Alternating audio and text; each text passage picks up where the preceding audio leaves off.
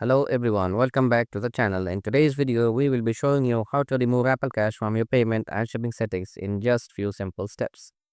First, go ahead and open the Wallet app on your iPhone.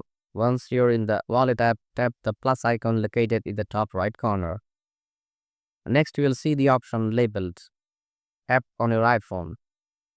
Once you're in the Wallet app, tap the plus icon located at the top right corner. Next, you'll see an option labeled Previous Cards. Tap on it and it will display the cards linked to your Apple Cash. From here, you can easily remove the card you no longer need. Now let's head to the Settings app on your iPhone. Scroll down and tap on your Apple ID profile at the top screen. Under your Apple ID, you'll see an option for payment and shipping. Tap on that and it will take you to the screen where you can manage your payment method. To remove Apple Cash, just tap on the card you want to delete to enter your Apple ID password and verification.